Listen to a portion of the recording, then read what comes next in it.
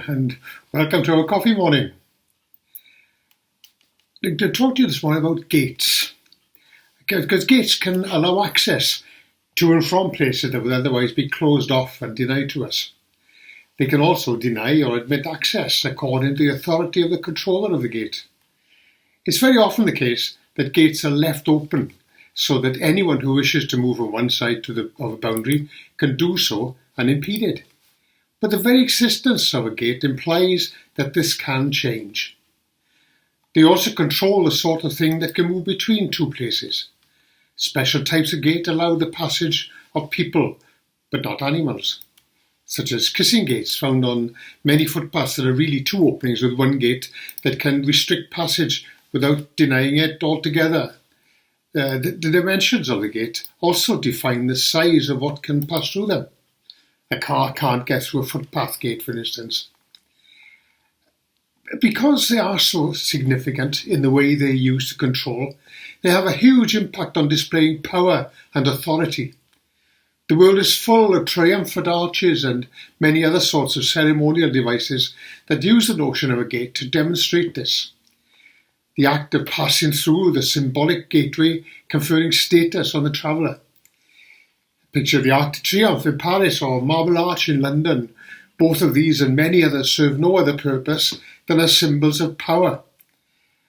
Now, a curious property of a gate, as opposed to a door, is that you can see through it or over it to see what's on the other side. You may see things that you want to go through it, or indeed dissuade you. You can do this without actually opening the gate. But some gates are more interesting. There's a little island called Lismore, near Oban in Scotland, that can be reached by a little foot ferry. Now one day, walking on this small road on the island, we came across a sturdy little iron gate, about 2.5 feet wide and about 3 feet high.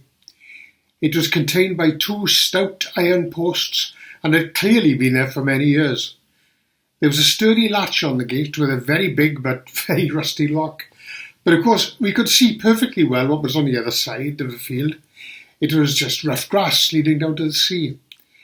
We could easily enter that field, even though the gate was firmly locked, though, because there wasn't a fence. There wasn't a wall, no hedge, or other impediment. Just a gate and its post stood alone at the side of the road, serving no gately use at all. And then there's the creaking gate.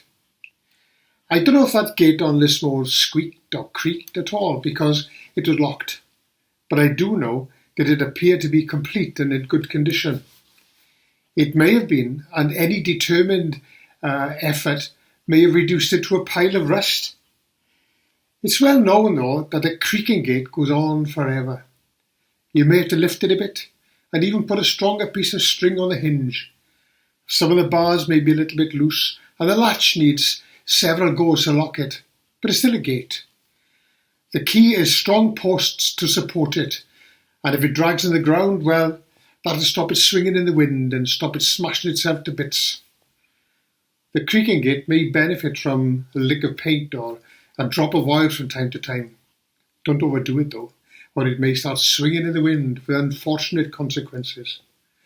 You know, I think I know a few creaking gates. Finally, there is that most precious property of a gate. It's just the right height to be leaned on, and it may even have an interesting vista that you can study and ponder. You can spend time leaning on it and thinking, or you could just lean on it. Well, enjoy this lovely spell of weather, and you a chat.